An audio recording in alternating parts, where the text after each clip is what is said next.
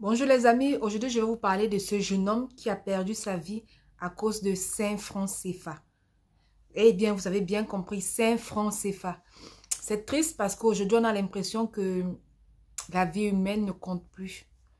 C'est difficile à concevoir, c'est difficile de comprendre qu'un être humain peut mourir comme ça à cause de 5 francs qui n'est même pas l'équivalent de quoi, 1 centime ou 2 centimes. C'est c'est- c'est vraiment triste et sans plus tarder, je vous raconte l'histoire. Et donc, ce jeune homme, je veux d'abord commencer par vous raconter dans quel état, dans quelles conditions ce jeune homme vivait. En fait, c'était un jeune homme de 16 ans, entre 15 et 16 ans, qui avait tellement faim. Il sortait d'une famille très pauvre, où le papa, il avait plusieurs enfants, malgré qu'il n'avait pas un bon travail. Comme on dit souvent, le lit du pauvre est toujours fertile. Donc, ce jeune homme, ils étaient 5. Il était dans une famille de 5 enfants. Et donc, il était l'avant-dernier. Et c'était tellement difficile pour lui déjà qu'à l'école, il avait du mal à étudier vu que ses parents n'arrivaient pas à payer sa scolarité. Donc, il y avait des moments où il partait, d'autres moments où il ne partait pas. Un moment où il s'est fatigué. Vers 15 ans, vers 15 ans, oui, il s'est fatigué et il a décidé de se chercher dans la rue. Et donc, c'est comme ça qu'il a commencé à marcher avec ce qu'on appelle communément chez nous les Nangaboko, c'est-à-dire ces enfants-là. Il est parti de la maison.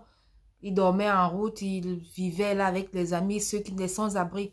Et c'est comme ça que parfois, ils soutiraient, ils agressaient. Donc, il a pris goût à cette vie-là. Il a pris goût à cette vie-là. Il a commencé à agresser des gens pour vivre. Quand il a un peu d'argent, il part, il achète des vêtements, des beaux vêtements tout propres. Il s'amuse avec ses amis. Et voilà. Sa famille a commencé à le chercher. Quand sa famille a appris qu'il vivait, c'est cette vie-là qu'il avait choisie, son père a envoyé ses grands frères essayer de lui parler. Et on l'a fait revenir à la maison de force. Parce qu'il ne voulait pas. On l'a fait revenir à la maison de force. On lui a dit, c'est pas une vie. Son père lui a fait asseoir. Son père lui a dit, c'est pas parce que je n'ai pas que toi aussi, tu ne vas pas te battre. C'est vrai, j'ai raté mon devoir. Je devais vous donner une vie exemplaire. Je devais vous montrer ce qu'il faut faire. Je devais vous donner une vie, au moins le strict minimum. Mais la vie ne m'a pas permis, donc je n'ai pas pu vous donner cette vie-là. C'est pas une raison pour devenir délinquant, pour commencer à faire certaines choses. Ses parents lui ont parlé, ses oncles lui ont parlé. Son père, à plusieurs fois, il a tenu une grande réunion pour essayer de mettre l'enfant sur le droit chemin. Mais c'était compliqué parce que l'enfant avait déjà pris ce rythme de vie-là et il ne voulait plus revenir à la raison. Et donc, c'est comme ça qu'un jour, il est parti dans la rue avec ses amis. Il a rencontré un autre groupe d'amis. On l'a mené dans un quartier où, euh, selon ses amis, c'était plus facile de se faire de l'argent. Mais seulement ses amis ne lui ont pas dit à quel point ce quartier était risqué. Parce que dans ce quartier même, il y avait beaucoup de délinquants qui, heureusement pour eux, ont pris conscience. Donc, ils ont commencé à protéger les quartiers. Ils sont fatigués que les gens viennent d'ailleurs essayer de cambrioler dans leur quartier, font du mal au papa de leur quartier. Le quartier était tellement dangereux que quand quelqu'un sort de chez lui, quelqu'un qui est dans le quartier depuis des dizaines d'années, il a peur de rentrer chez lui à partir de 22 heures parce que il se faisait facilement agresser. Facilement agressé. Et ces jeunes-là se sont fatigués que tout le temps, leurs parents rentrent soit avec le sang sur le corps, soit on a agressé, soit ils rentrent en pleurant, on poignardait des gens, d'autres perdaient la vie. On se lève le matin, on trouve les corps dans la rue, on a essayé d'agresser. Si la personne qu'on essaie d'agresser essaye de résister, bah, il perd la vie. Ils vont tout simplement le poignarder ou faire quelque chose, mais ne pas rentrer sans ce qu'ils sont venus chercher. Et donc, ce quartier avait déjà ses réputations et ces jeunes ont décidé de s'asseoir. Ils ont décidé de recadrer les jeunes du quartier entre eux. Ils ont essayé de parler, de tout mettre dans l'ordre. Et quand ils ont commencé à, quand ils ont commencé à protéger le quartier, ils ont averti aux jeunes du quartier voisin, des quartiers voisins qui ne veulent plus la délinquance chez eux. Et donc, s'ils attrapaient quelqu'un qui venait faire la délinquance, ils allaient punir sévèrement la personne. Et donc, quand le petit arrive dans le quartier, il n'essaye pas de comprendre comment ça se passe, vu qu'il y avait un marché pas très loin de là. C'est comme ça qu'il arrive avec ses amis, il commence à calculer comme ils ont l'habitude de faire.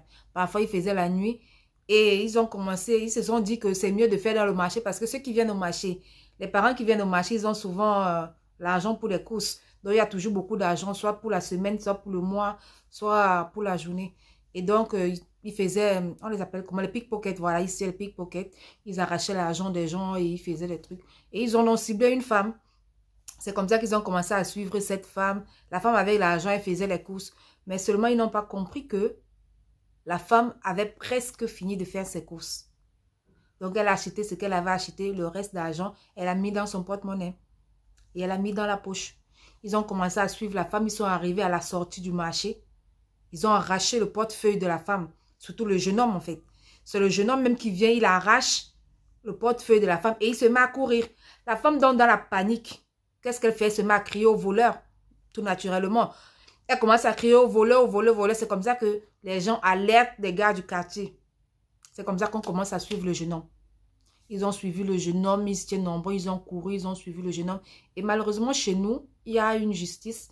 Il y a un phénomène qu'on a, enfin, je ne sais pas si on va appeler ça phénomène ou justice. On appelle ça la justice populaire.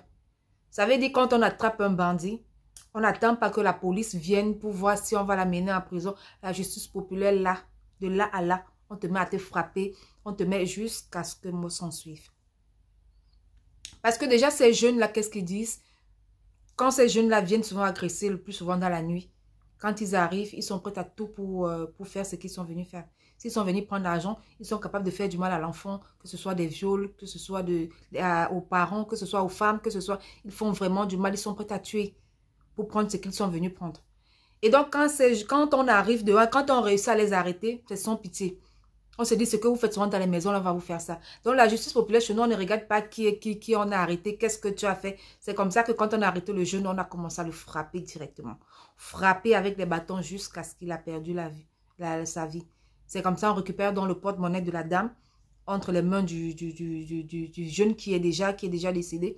Et on ouvre, on se rend compte qu'il y a une pièce de 5 francs dans le porte-monnaie. Donc, en fait, elle avait déjà fini de faire ses courses.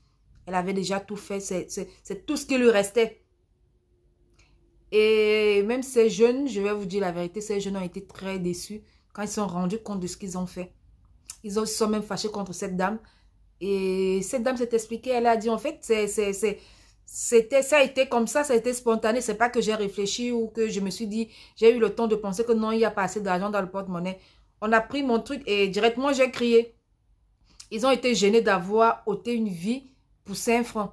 Mais après, ils se sont dit, c'est un voleur qui sait. Parfois, il a l'habitude de faire plus. Sûrement, il fait souvent du mal aux autres. Sûrement, il fait plus que ça pour prendre ce qu'il a à prendre. Et donc, voilà comment il a perdu sa vie pour 5 francs. Après, ses amis sont arrivés. Ses amis qui ont fait comme s'ils ne savaient pas ce qui se passait. Ils sont arrivés. Ils ont dit, oui, on le connaît, on connaît ce jeune, on connaît où il vit. C'est comme ça qu'on a alerté sa famille, on a alerté son père qui est venu tout en larmes. Bah, qu'est-ce qu'ils ont fait? Ils ont pris le corps de leur enfant. Son père qui pleurait à chaudes larmes, qui disait il a tout fait pour que l'enfant retourne, pour que l'enfant reprenne une vie normale. Mais l'enfant ne l'a pas écouté parce que lui-même, en tant que père, il a échoué.